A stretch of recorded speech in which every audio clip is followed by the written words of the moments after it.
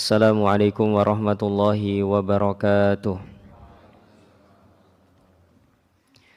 Innal hamdalillahi nahmaduhu wa nasta'inuhu wa nastaghfiruh wa na'udzu billahi min syururi anfusina wa min sayyiati a'malina. May yahdihillahu fala mudhillalah wa may yudlil fala hadiyalah. Asyhadu an la ilaha illallah wahdahu la syarikalah wa asyhadu anna Muhammadan abduhu wa rasuluh la nabiyya wa la rasula ba'dah. Allahumma salli ala Muhammad wa ala alihi wa ashabihi wa man tabi'ahum bi ihsanin ila yaumil qiyamati amma ba'd. Bapak Ibu hadirin rahimani wa rahimakumullah yang semoga selalu dirahmati Allah Subhanahu wa taala. Yang pertama dan paling utama di kesempatan bagi hari ini kita bersyukur dan memuji Allah Subhanahu wa taala atas segala limpahan nikmat dan karunia yang masih Allah anugerahkan kepada kita semua.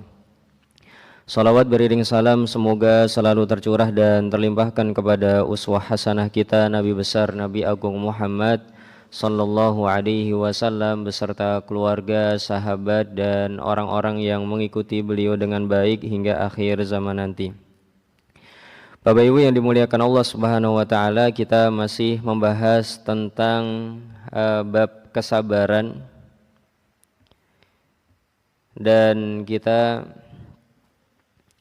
di kesempatan kali ini akan membahas tentang 3 cahaya yang disebutkan oleh Nabi SAW dalam hadisnya. Dan tujuan dari pembahasan ini adalah sebuah pernyataan secara tidak langsung dari Nabi SAW bahwasanya sabar itu memang susah.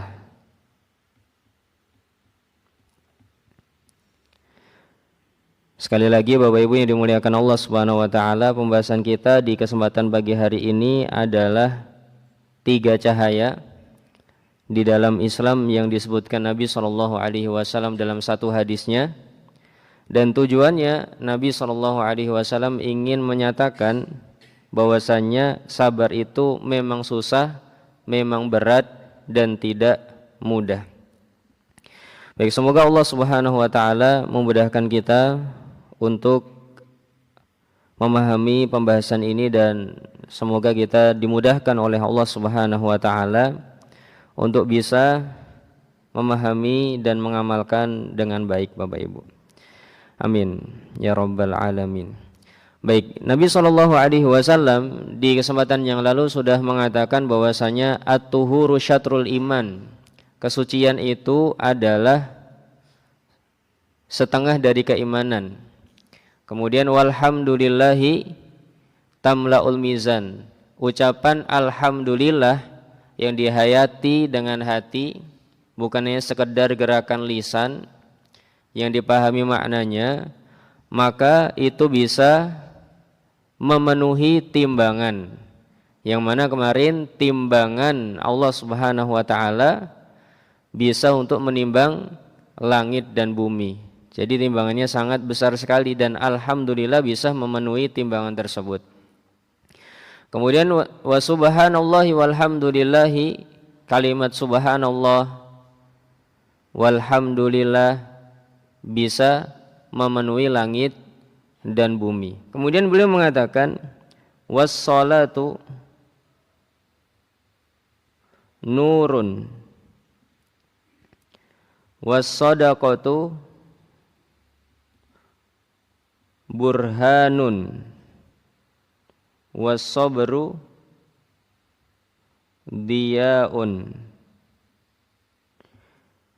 Inilah kalimat Nabi SAW yang akan kita bahas di kesempatan pagi hari ini. Wassalatu nurun, artinya salat itu adalah nur atau cahaya. Wassadaqatu, sedekah itu apa Pak? Burhan Pak? Sama, cahaya juga. cahaya burhan. Kalau ini tadi cahaya nur. Was-sabru diyaun, dan kesabaran itu adalah cahaya diya.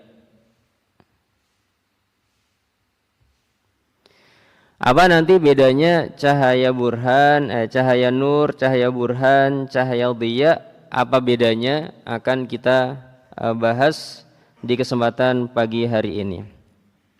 Baik, kita bahas terlebih dahulu jenis cahaya yang pertama Bapak Ibu, yaitu cahaya nur.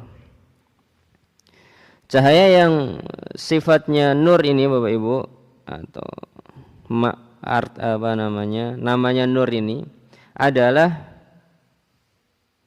cahaya yang nyaman, tidak menyilaukan,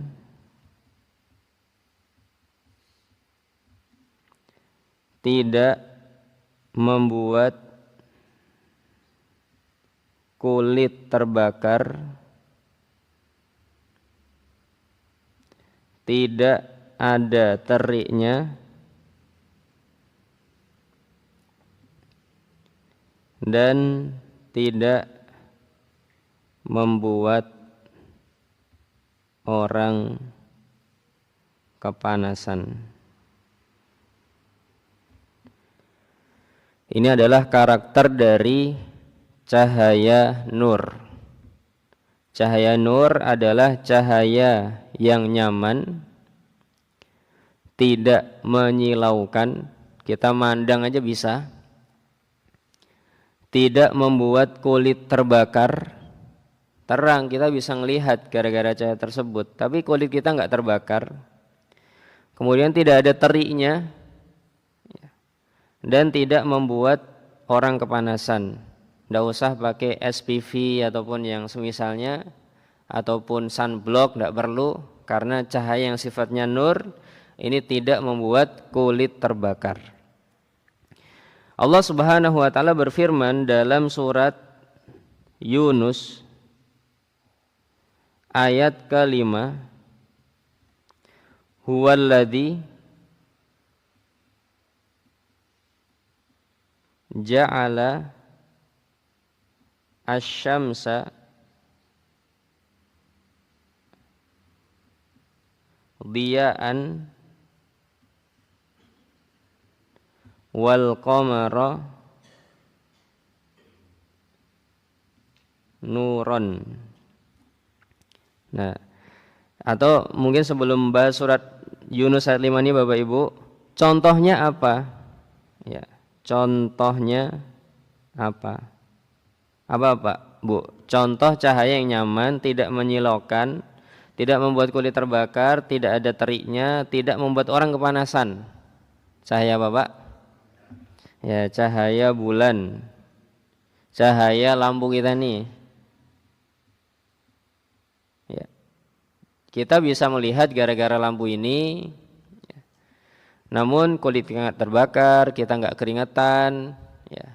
Kecuali nanti kalau sudah maksimal berapa watt Pak? Kalau lampu Pak? 100 watt. Ada yang lebih tinggi lagi Pak?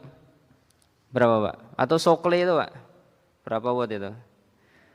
Nah, kita di dekatnya aja udah panas kalau semakin tinggi. Tapi kalau yang 40 watt, 20 watt ini ya masih kuat kita, ya. Jadi lampu yang wattnya kecil, maka itu adalah cahaya yang nyaman, tidak menyilaukan, tidak membuat kulit terbakar, tidak ada teriknya, dan tidak membuat orang kepanasan. Nah, Allah Subhanahu wa taala membedakan jenis cahaya salah satunya di surat Yunus ayat 5 ini. Huwallazi, dialah, ya, huwallazi itu dialah. Siapa maksudnya? Ya Allah Subhanahu wa taala. Ja'ala, menjadikan, asyamsa, matahari, diya'an, cahaya diya, wal qamara nuron, dan bulan cahaya nur. Jadi ini adalah contohnya. Baik, saat kita melihat cahaya bulan, Bapak Ibu yang dimuliakan Allah Subhanahu wa taala, ya enak, tidak silau. Kita melihat cahaya lampu ini juga masih bisa kita. Melihat lampu-lampu di masjid ini masih bisa. Baik. Dan di sini Nabi SAW mengatakan yang cahayanya nur itu adalah salat. Ya. Salat itu adalah nur. Artinya salat itu adalah cahaya yang menyinari kehidupan manusia. Begitu juga akan bisa memancarkan keindahan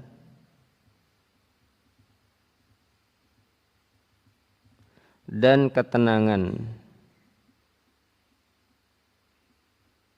Itu adalah salat. Dan ini hanya dirasakan oleh orang yang beriman, hanya dirasakan oleh orang yang beriman. Artinya kalau tidak beriman Bapak Ibu, ya salat itu susah. Salat itu berat. Pagi-pagi bangun salat subuh ya enggak mudah. Ya. Baik, jadi dirasakan oleh orang yang beriman. Secara konsep dasar, salat itu saya bagi dalam teori saya. Jadi kalau cari di kitab tidak ada nih Pak. Ini kesimpulan saya. Bahwasanya salat itu di langkah pertama seseorang merasakan beban, susah, berat, tidak mudah. Ya. Harus ada perjuangan. Ketika mau melakukan kadang ada aras-arasannya. Ya. Karena masih merasa salat itu beban. Ada orang tingkatan kedua merasakan salat itu investasi. Meskipun harus melakukan sebuah usaha, namun seseorang mau tergerakkan dengan sendirinya, oh aku harus sholat karena ini investasi hidupku. Bahkan ini investasi untuk keberuntunganku di dunia juga, di dunia untung, di akhirat nanti juga untung. Dia merasa sholat investasi. Ya. Bagi yang merasa beban diajak aja kadang nggak mau. Tapi yang merasa investasi ini dia mau melakukan meskipun merasa berat, harus berkorban. Ya. Nah kalau sudah sampai tingkatan yang ketiga, sholat ini adalah sumber ketenangan. Sumber ketenangan. Jadi sholat adalah sumber ketenangan di tingkat yang ketiga. Sehingga nanti kalau Bapak Ibu masih di tingkat yang pertama misalkan, atau temannya ada yang di tingkat pertama, maka cara mengupgrade-nya biar dia merasa sholat itu investasi adalah disebutkan keutamaan sholat. Misalkan ngajak temannya sholat, ayo sholat, men uripmu tambah apik. Nah gitu Pak. Cara ngajaknya dari yang merasa beban biar dia merasa investasi, ayo sholat, men uripmu diurusi Gusti Allah.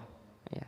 Men untung gitu. Di ojo-ojoi dengan investasi yang bermanfaat. Disebutkan fadilah-fadilahnya sholat meskipun hanya satu, pas ngajak satu aja ya. Seperti tadi biasanya dengan cara seperti itu seseorang yang sholatnya masih merasa beban atau dia nggak mau sholat, dia mau sholat dengan merasa sholat itu investasi. Oh dengan kayak gini aku begini ya. Kemudian yang investasi mau naik ke atas Bapak Ibu ke menjadi sumber ketenangan, maka nanti harus berusaha untuk memahami makna dari sholat ya. Nanti kalau sudah memahami kalimat-kalimat dalam sholat, nanti bisa menjadikan sholat itu tenang. Baik, sebelum nanti kita bahas sholat sumber ketenangan, kita sedikit ke sholat itu beban ya. Allah Subhanahu wa ta'ala mengatakan tentang orang-orang munafik dalam surat An-Nisa ayat 142. Allah mengatakan tentang orang-orang munafik, wa idza qamu ilas sholati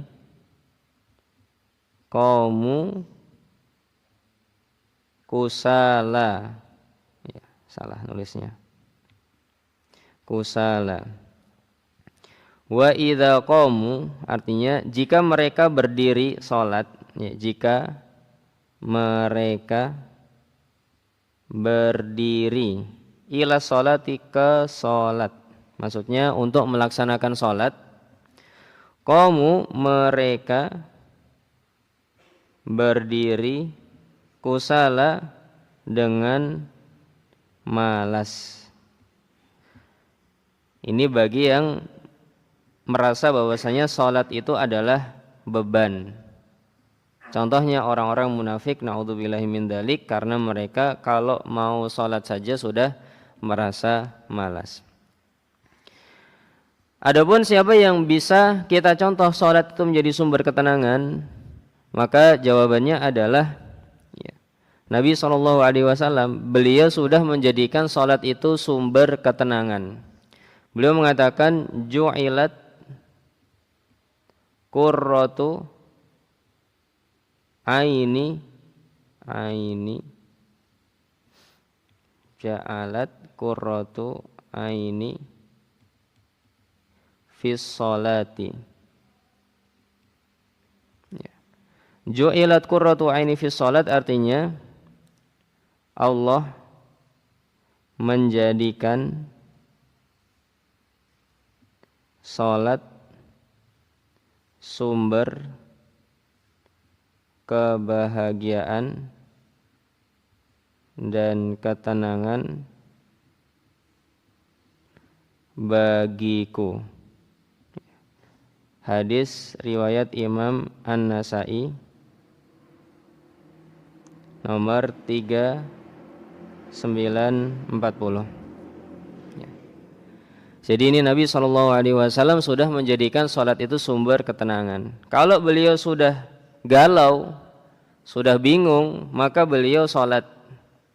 Misalkan beliau mengatakan, ya Bilal, aqimis sholah, arihna biha. Ya Bilal, wahai Bilal. Bilal itu siapa, Pak? Ya, muadzinnya Nabi SAW. Wa Bilal, kumandangkan iqamat.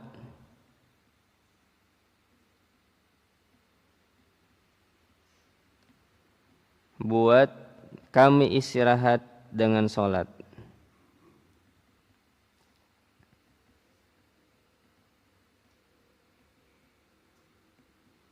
Ini sudah tingkat ketiga Bapak Ibu. Kalau bisa kita punya tujuan ke arah sana. Meskipun masih susah, tapi kita berjuang untuk menuju ke arah sana. Ya, ini diingat-ingat biar nanti kita bisa membaca diri kita sedang berada di posisi mana. Ya. Apakah sholat masih menjadi beban? Apakah sholat itu ibarat investasi?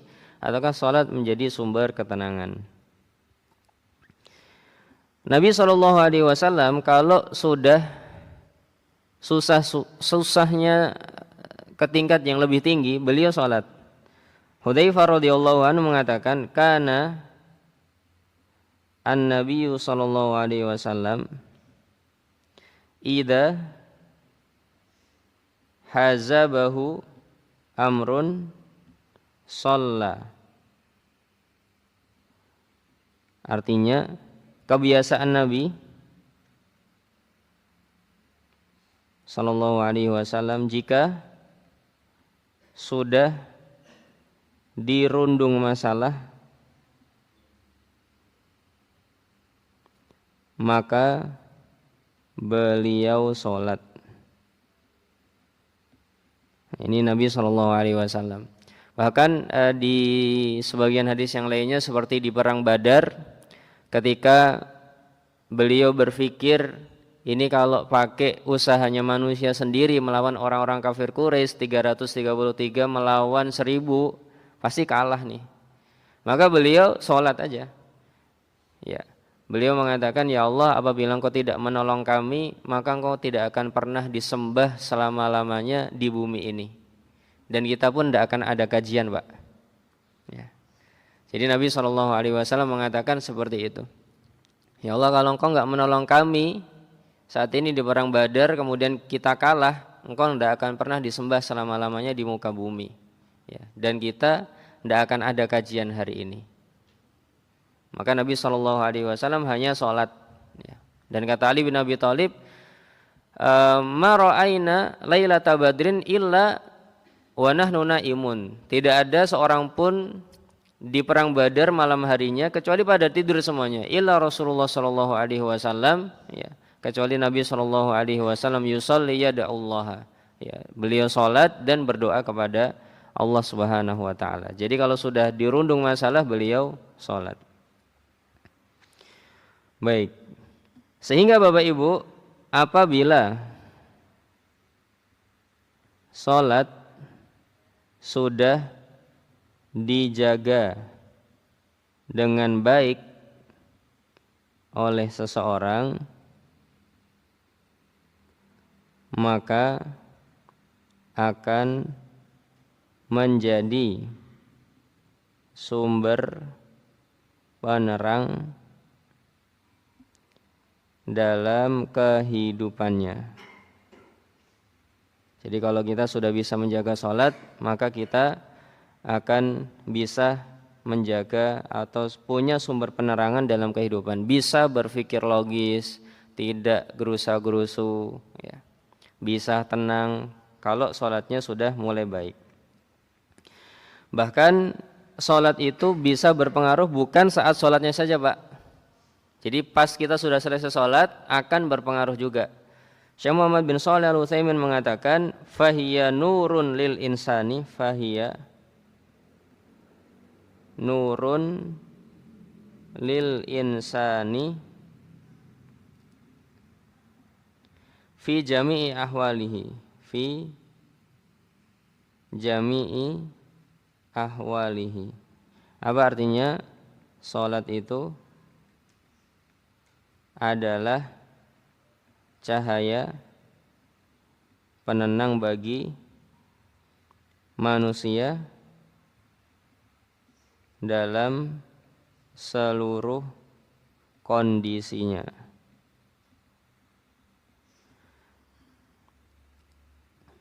Ya. Baik. Bahkan Bapak Ibu yang dimuliakan Allah Subhanahu wa taala, salat bukan hanya sumber cahaya di dunia, tapi juga sumber cahaya di akhirat.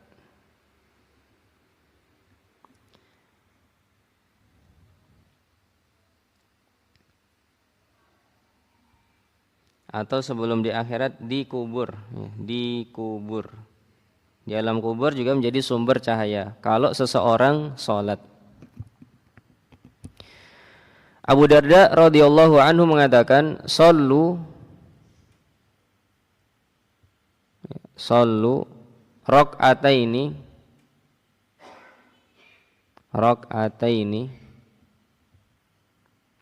lidul matil laili al-laili lidul matil quburi lidul matil al-quburi. Ya. Apa maksudnya? Kata beliau, salatlah 2 rakaat di kegelapan malam, di kegelapan malam, agar atau demi kegelapan kubur nanti, atau demi bekal menghadapi kegelapan kubur. Ya. Jadi kata Abu Darda, salatlah 2 rakaat ketika malam hari untuk bekal menghadapi kegelapan di alam kubur, biar nanti punya cahaya di alam kuburnya. Baik, kemudian nanti juga sholat bukan hanya untuk cahaya di dunia. Jadi kan nanti tingkatannya sholat itu cahaya, sholat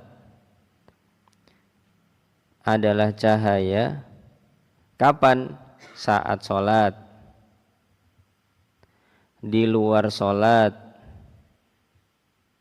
kemudian di kubur, plus di akhirat, di hari kiamat nanti Bapak Ibu. Jadi sholat cahaya saat kita sholat menjadi sumber ketenangan, di luar sholat menjadi sumber hidayah Allah Subhanahu wa taala, di alam kubur juga menjadi sumber cahaya, di akhirat juga menjadi sumber cahaya. Nabi SAW mengatakan, man hafadha 'alaiha, barang siapa menjaga sholat, kanat lahu nurun, maka dia akan punya cahaya, wa burhanun, dan punya cahaya juga, wa najatan yaumal qiyamah, dan akan menjadi orang yang selamat di hari kiamat.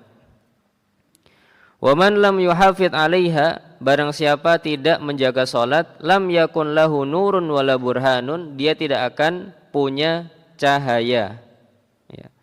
Wala najatan, dan tidak akan selamat di hari kiamat. Wa kana yaumal qiyamah ma'a Qarun wa Fir'aun wa Haman wa Ubay bin Khalaf, dan di hari kiamat nanti dia masuk gerombolannya Qarun, Fir'aun, Haman, dan Ubay bin Khalaf.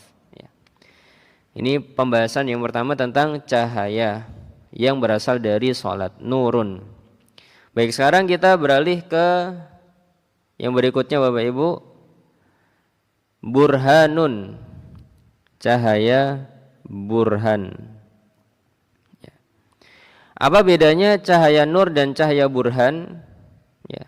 Cahaya burhan ini panasnya lebih terasa, panasnya lebih terasa, ya, sudah membuat kita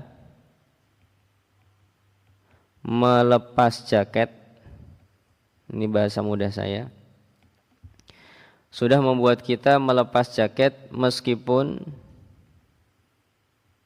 belum membakar kulit.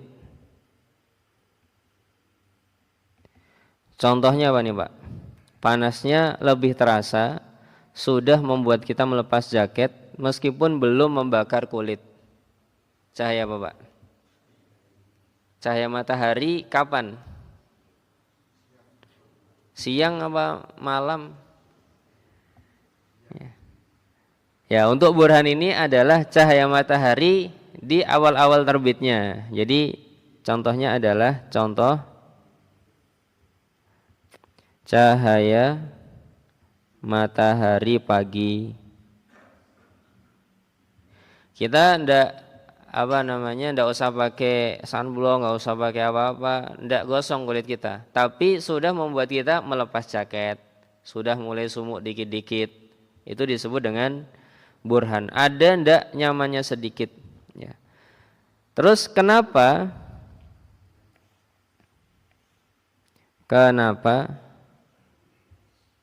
sedekah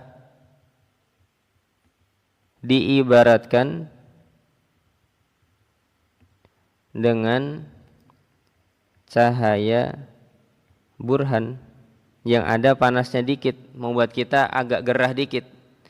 Jawabannya karena untuk bersedekah kita harus melawan kecintaan kita kepada uang.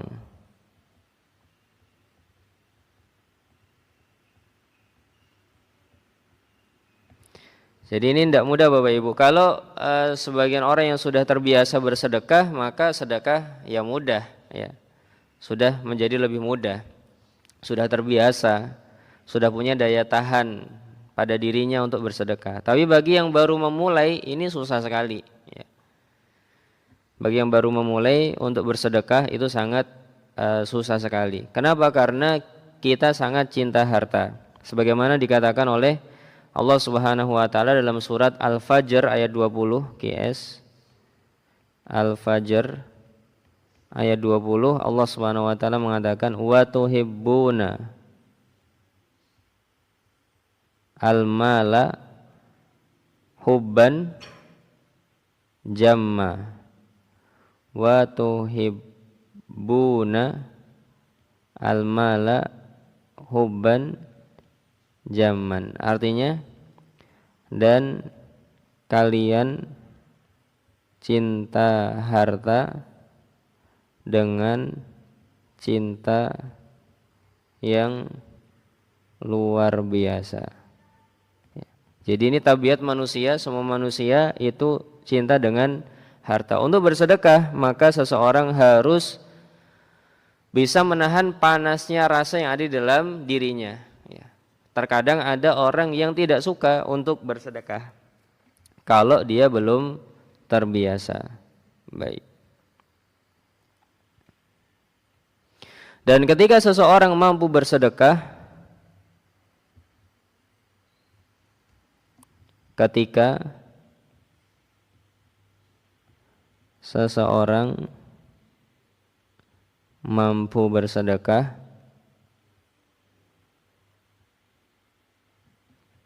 maka itu menunjukkan keimanan dan keyakinan. Tapi ini sedekah yang berharap pahala dari Allah ya Bapak Ibu. Kalau sedekah yang sifatnya dimintai iuran oleh masyarakat atau dimintai iuran oleh panitia atau punya tujuan-tujuan untuk dunia, maka ini beda. Terkadang seseorang melakukan tindakan itu karena rasa tidak enak ya. Jadi orang bersedekah banyak motifnya Bapak Ibu. Tidak enak ya, dimintai kok nggak ngasih, nggak enak. Kemudian tujuan dunia, tujuan duniawi ya, biar dibilang apa sama orang misalkan. Ada berharap pahala kepada Allah.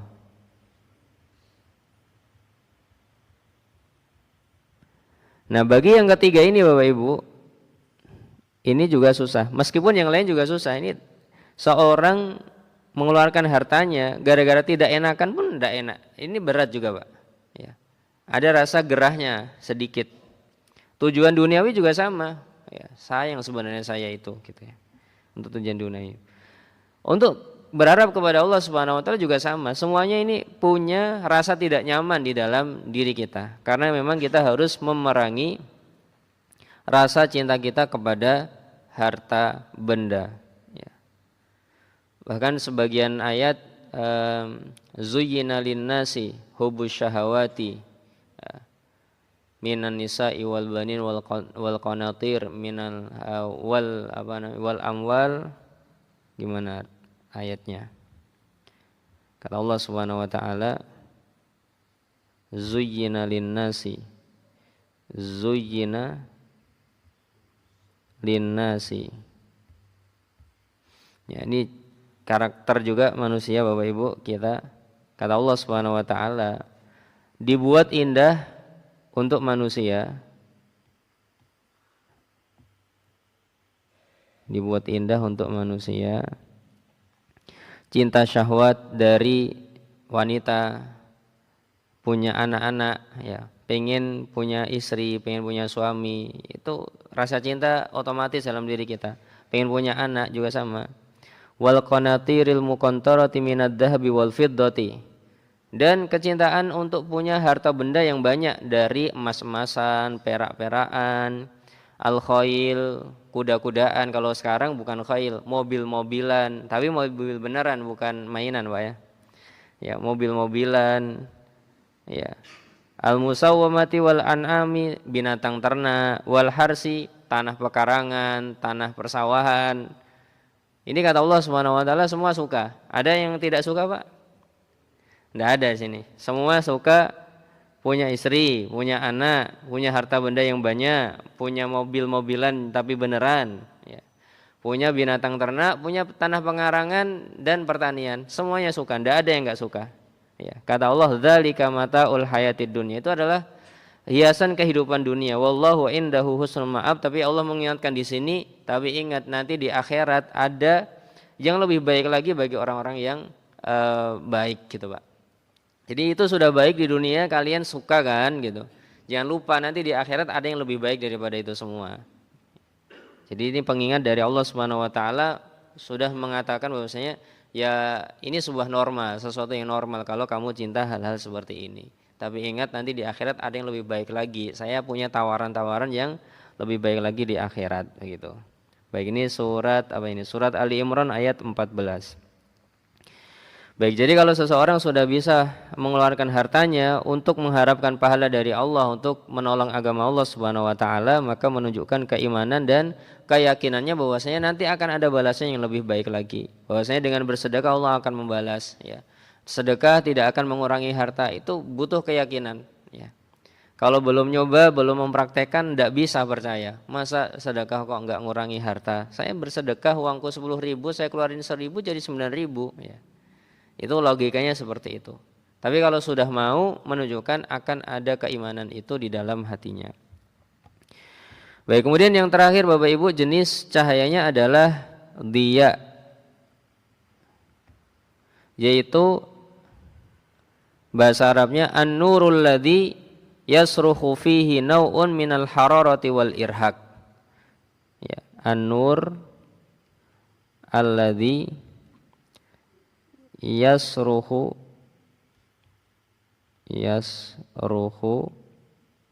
fihi naw'un minal hararati wal irhaq.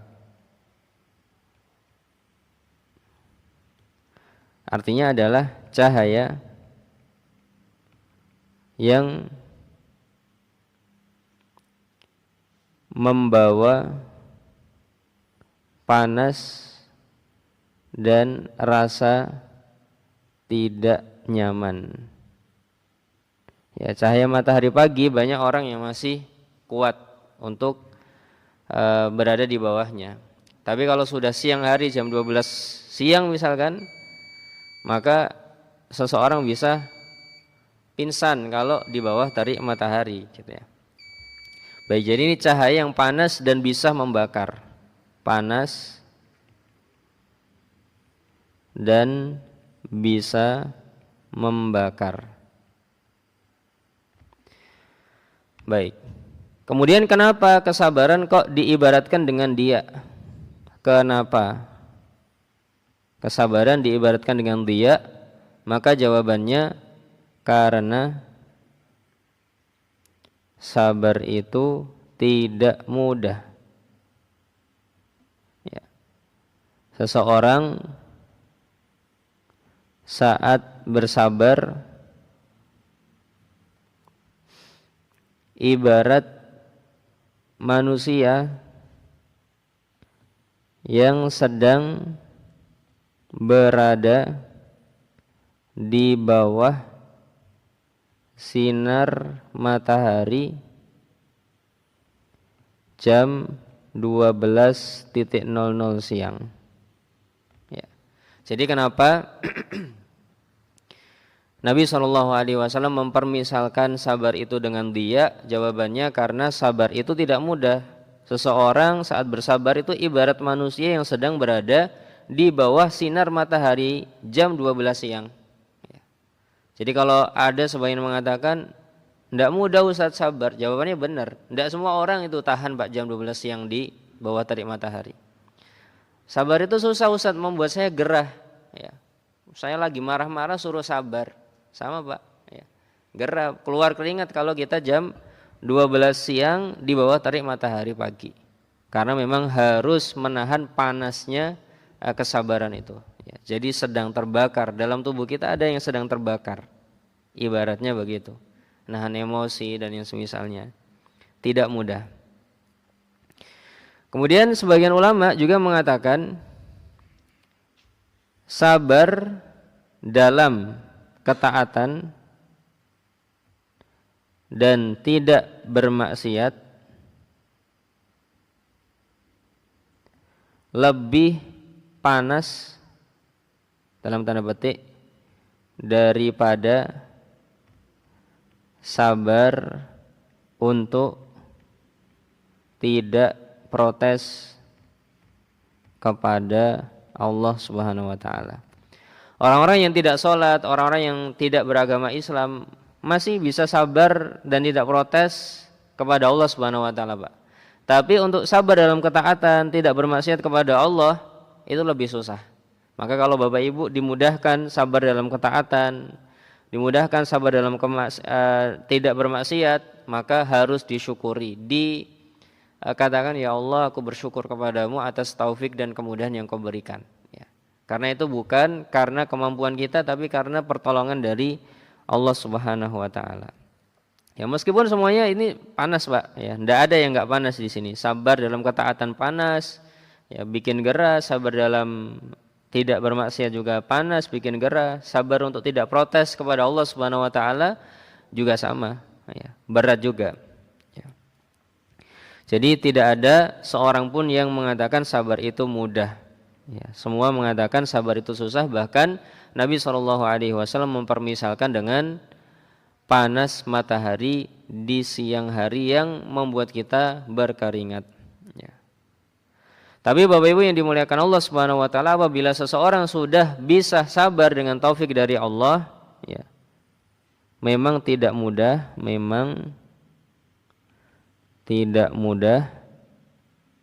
tapi jika seseorang sudah bisa dengan taufik Allah, maka Allah akan bersamanya.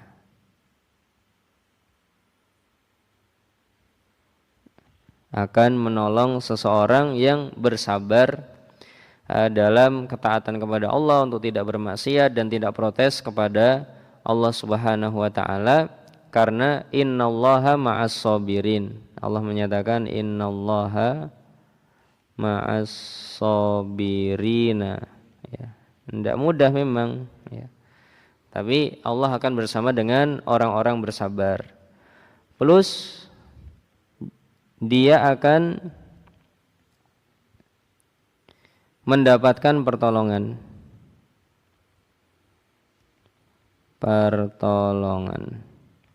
Kenapa? Karena Nabi SAW mengatakan innan nasra ma'as sabri. Pertolongan itu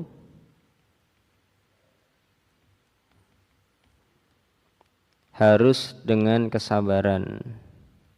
Karena Allah Subhanahu wa taala harus membuat prosesnya dulu terkadang, Bapak Ibu. Ya, semuanya harus punya proses. Bahkan Nabi SAW harus bersabar 13-an tahun, bahkan 20-an tahun untuk menunggu Islamnya orang-orang kafir Quraisy. Ya. Beliau bersabar sampai puluhan tahun. Ya. Tapi terus berjuang untuk melakukan perubahan-perubahan dan yang semisalnya. Ya. Beliau 13 tahun di Mekah. Habis itu orang-orang kafir Quraisy Mekah baru masuk Islam berbondong-bondong di tahun ke-8. Dan hampir semua kabilah Arab di tahun 9, ya. Namanya Amul Wufud, ya, tahun kabilah-kabilah Arab masuk Islam. Itu kalau dihitung perjuangan dakwahnya berarti 13 ditambah 8 atau tambah 9, sekitar 21 sampai 22 tahun sabarnya, Pak. Ya. Sabarnya untuk merubah manusia. Ya. Innan nasra ma'as sabri.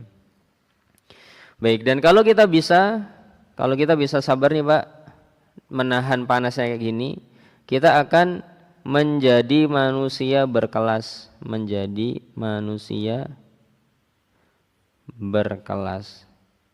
Jadi kita bukan manusia yang biasa-biasa saja. Ini sudah manusia luar biasa kalau bisa bersabar, ya. Mbak Mutiara, ya, bukan Mbak batu bata. Jadi menjadi manusia berkelas, Mbak Mutiara bukan Mbak batu bata. Orang yang sudah bersabar kelasnya ibarat batu mutiara dibandingkan batu bata. Beda harganya. Mutiara kecil harganya mahal, batu bata 1.000, batu bata lebih murah. Ya. Baik. Jadi ini sudah menjadi manusia berkelas dan dua akan sukses besar. Akan sukses besar. 3, bahkan akan menjadi pemimpin dan teladan. Ya. Bagi seseorang yang sudah bisa bersabar, dia akan menjadi pemimpin plus bisa menjadi teladan. Ya. Orang-orang akan mencontoh dia. Sebagaimana sabda firman Allah Subhanahu wa taala dalam surat As-Sajdah, wa ja'alna minhum a'immatan yahduna bi amrina lamma sabaru. Kami jadikan sebagian mereka menjadi pemimpin, teladan-teladan, bisa menunjuki orang dengan hidayah kami saat mereka bersabar. Ya. Jadi bisa menjadi teladan, bisa menjadi pemimpin, butuh kesabaran yang harus menahan panas tadi. Tidak bisa seseorang menjadi orang-orang besar, menjadi orang sukses, kok enggak ada kesabarannya, enggak bisa. Semua rumus kesabaran harus dengan, semua rumus kesuksesan harus dengan kesabaran. Gitu. Wallahu ta'ala alam bisawab. Ini yang bisa kita bahas pada kesempatan pagi hari ini Bapak Ibu. Semoga menjadi ilmu yang bermanfaat. Ya, terima kasih banyak atas perhatiannya dan mohon maaf atas segala kekurangannya. Semoga Allah Subhanahu wa taala memudahkan kita dalam mengamalkan ilmu-ilmu ini. Ya, kita memohon kepada Allah Subhanahu wa taala agar kita dikuatkan, diberikan hidayah, diberikan taufik, diberikan pertolongan. Kita juga memohon kepada Allah Subhanahu wa taala agar dilapangkan rezeki kita dalam kehidupan dunia, agar kita dibahagiakan dalam kehidupan dunia, kehidupan akhirat, dan diselamatkan dari siksa api neraka. Ya, subhanakallahumma wa bihamdika asyhadu an la ilaha illa anta astaghfiruka wa atubu ilaik. Assalamualaikum warahmatullahi wabarakatuh.